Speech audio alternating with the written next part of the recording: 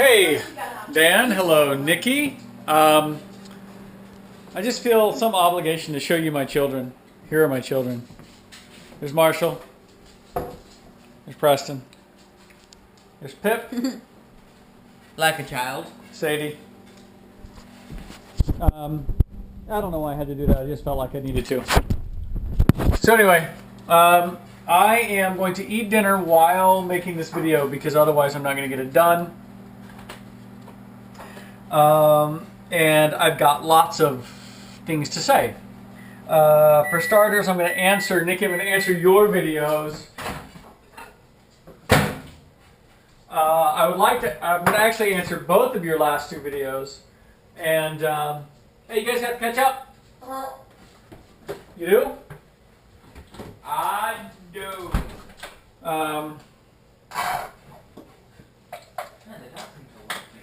Dinner of Champions, leftover meatloaf. Beth is out of town. Not that that means anything. Not that it means she actually makes my dinner. Because I make dinner just as often as she does. Don't tell her I said that, of course. Yeah,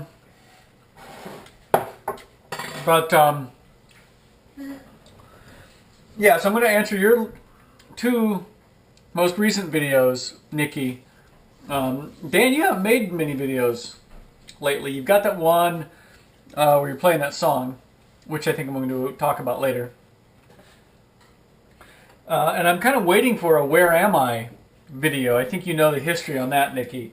So Dan is currently somewhere, and he won't tell, so we'll have to guess when he actually posts a video in 2 months. In the meantime,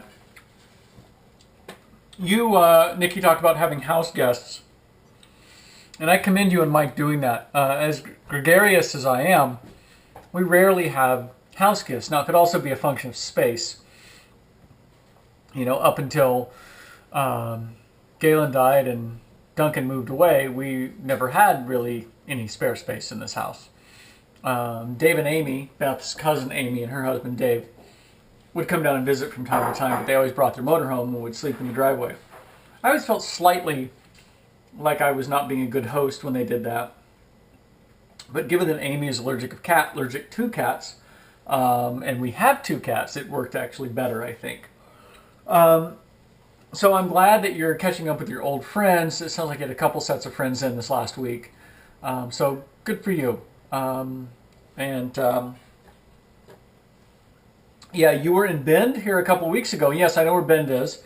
Actually, with an old cop friend of mine, Mike, who died a few years ago from acute low blood sugar. He and I had traveled around Central and Eastern Oregon several years back. Gosh, I was still living in Pullman, so it was a long time ago. But I don't imagine Bend has changed much.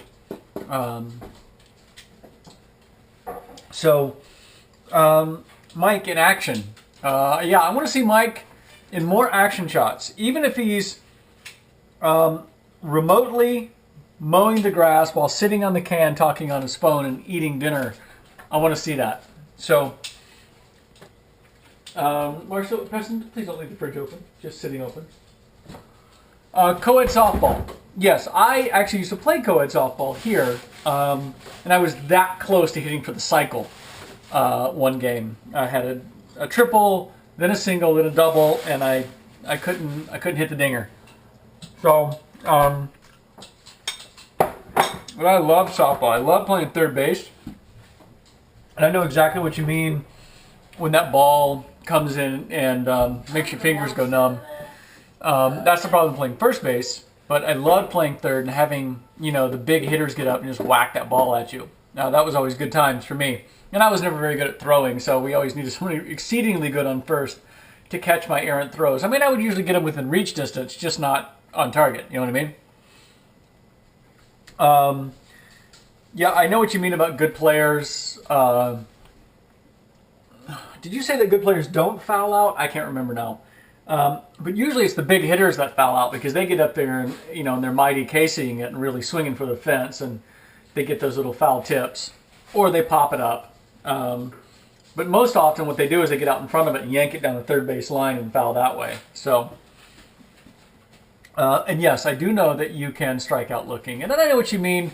It's like the maximum height the ball can go is 12 feet, which is purely, obviously rather subjective for the umpire. And it has to be at least 6 feet, I think, off the ground. The pitch has to be at least 6 feet from the ground at its zenith apex. Anyway, you fill in the word. Marshall says it's zenith. So, and I used to pitch too, which was also a lot of fun. But I stopped playing that and stopped playing co-ed volleyball because I was trying to save my shoulders for swimming. So maybe I'll get back into it. I don't know. Volleyball uniforms. She talked about volleyball uniforms in the Olympics, and you know the history of that, right? That this, in fact, this year is the first year that they can wear uniforms that are not just skimpy bikinis. Actually, I was rather Beth and I have talked a lot about that because there's a French organization that oversees international beach volleyball for women, and their standard was that the section that connects the two sides of the bikini right here could only be 5 centimeters, so 2 inches, right? 2 inches. Obviously, they're trying to sex up the sport to have people like, Dan watch more volleyball.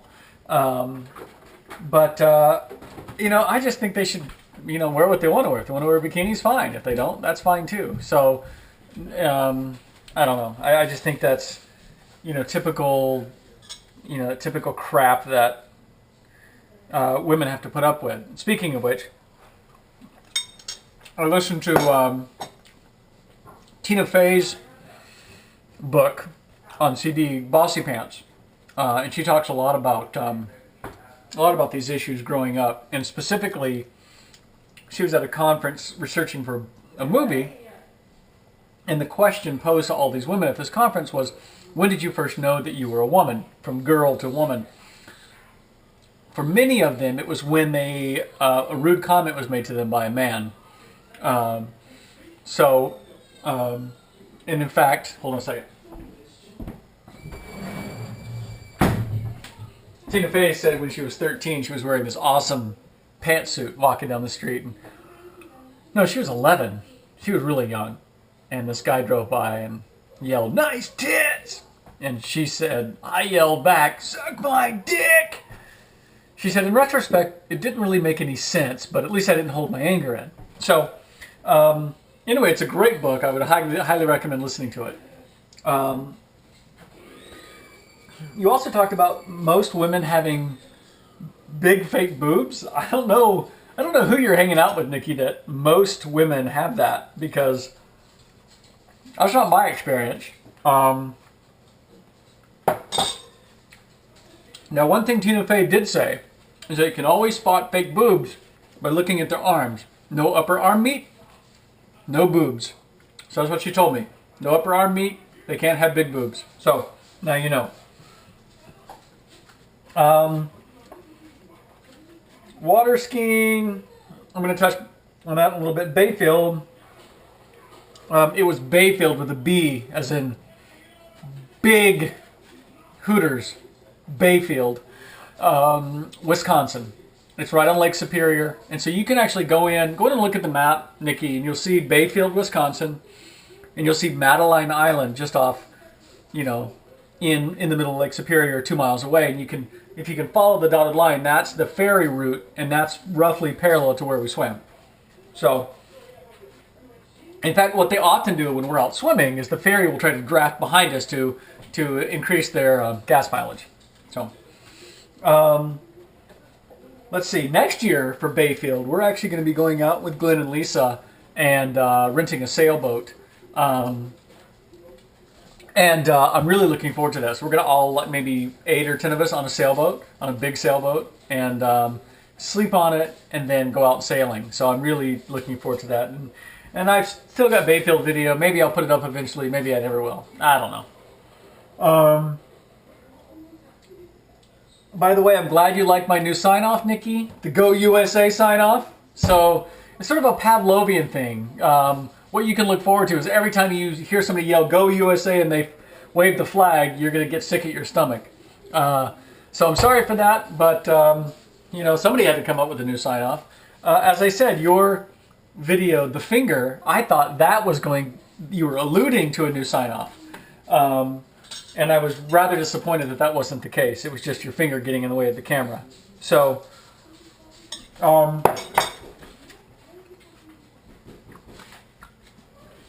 let's see. Where is Dan? Dan, where are you? Make a video already and post it. That brings me up to the next topic of rock climbing. So I went rock climbing yesterday. I've got some video of that. And no, I will not make the mistake I did with the water skiing video and post 30 minutes of rock climbing. I'm sorry for that. I'm going to compress it all to about 2 minutes, even if I have to fast forward it. Or put it in, you know, fast speed. But, you know, it got some pretty good video. But that video, by the way, is going to turn into a Where Am I video. So you have to figure out where I was rock climbing. Specifically you, Dan, Nikki, you can play along too. You asked the question, Nikki, in actually it was an email or a comment attached to the video, is if all of those jumps, successful jumps in that last water skiing video were mine, or just the last one. It was actually just the last one. The other guy with the first 3 successful jumps was a guy named Kyle Herdina. And he and his wife Jen live here in town. He's a really good water skier. He was also in the last Exceedingly Long video. But one note about Kyle, Dan, is he is applying or has applied and is starting his master's at Penn State, remotely I think, in geographical, it's not GS, it's like GSI. Not GIS, it was G something I, but it wasn't Geographical Information Systems, it was Geographical something something. Anyway, but I told him about you and your experience at Penn State, and so I would love to get you guys together to talk next time you're out. We can even do it on the ski boat, I think. So anyway, back to water skiing. It was just the last jump that I made. So you'll see there's like several videos that are side by side, and that's of me from 2 different angles, I think. And then finally, the last jump that I did successfully, I only got it on the GoPro because the other camera battery died. So, but I did finally land it. And as I said, I went rock climbing yesterday. Marshall, Preston, and I went rock climbing with my friend Susan Ponsel. Now, Susan just so happens to know some people that I grew up with in Atlanta because she went to Georgia Tech because she grew up in Georgia. So it's a long story. Dan, that's the Owenses, Sam and Herschel and Laurie. So she went to college with Laurie and her husband, Mike.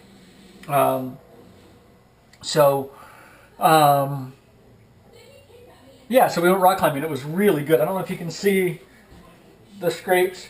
Let me show you close. The scrapes right there on my stomach. Get some light. There we go. Can you see that? That was from one little ledge I was trying to get up on. So this particular place we were rock climbing, it sort of looks like Sugarloaf. That's here. I don't know if you remember Sugarloaf, Nikki. More wooded around it. It's up in... Ooh, I almost said where it was. Whoops. Anyway, but it's got several routes already mapped out on it, and they already have the rings to clip your carabiners into, like every 10 feet, 12 feet going up the face. So what you have to do is you have to free climb to that first ring and you clip in, right? So now you're not going to, if you fall, you're not going to fall past that first ring.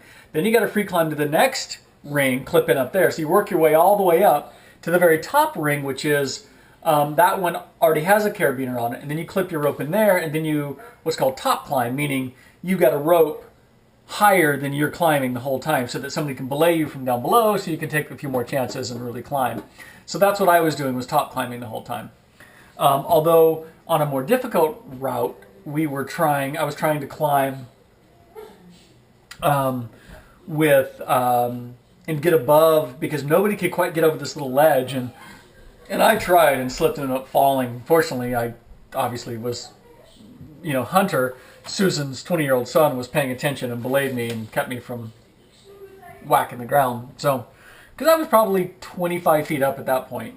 But it was really fun. My arms are killing me. My abs are killing me.